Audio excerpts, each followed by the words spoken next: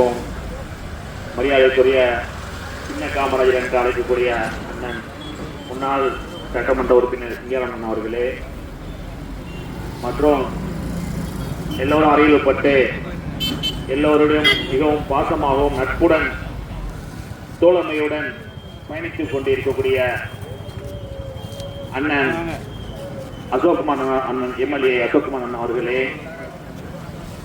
மற்றும் ராஜா தமிழ் அவர்களே, அண்ணன் மகேந்திரன் அவர்களே, அண்ணன் நெப்போலியன் அவர்களே, கமால் பாஷா அவர்களே மற்றும் அனைவருக்கும் இந்த முன்னாள் பாரத பிரதமர் டாக்டர் மன்மோகன் சிங் அவர்கள் காலத்தில் இந்த டாலரை வந்து கரெக்டான முறையில் 42 மேலே போகாம நிதிநிலையை கரெக்டாக வைத்திருந்தார்.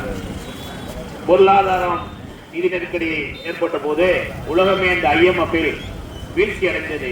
இந்தியா மட்டும் வீழ்ச்சி அடையாமல் நடுநிலையாக இருந்து பாதுகாக்கப்பட்டது.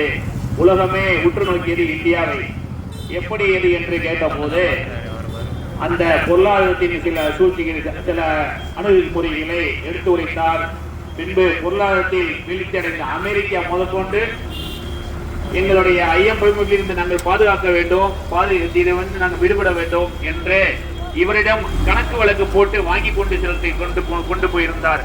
எப்பேற்பட்ட அமெரிக்காவை டாக்டர் மன்மோகன் சிங்கிடம் கணக்கு போட்டு வாங்கி கொண்டு இருந்த நிலை ஏற்பட்ட ஒரு மிகப்பெரிய பொருளாதார வேலையாக இந்தியாவின் பெருமைக்குரிய டாக்டர் மன்மோகன் சிங் அவர்கள் அனைத்து மக்களிடம் சுமூகமாகவும் நட்புடன் பயணித்தவர்.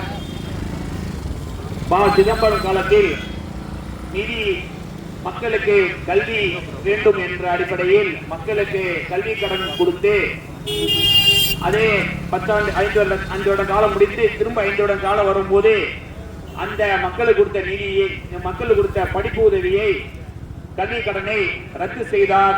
அந்த பெருமையும் டாக்டர் மன்மோகன் சிங்கிற்கு உண்டு என்பதை அனைவரும் அறிந்தது. டாக்டர் மன்மோகன் சிங் இறந்து வாடும் நாட்டு மக்கள் மிகவும் சுகமாக அவரை இன்று அவருடன் அஞ்சலி செலுத்தும் விதமாக அனைத்து கட்சி தோழமை கட்சிகளும் கலந்து கொண்டிருக்கிறது. அதற்கு தோழமை கட்சிகளுக்கும் தோழமை கட்சி சார்ந்த பொறுப்பாளர்களுக்கும் நன்றியை தெரிவித்துக் கொண்டு விடைபெறுகிறேன். நன்றி, வணக்கம்.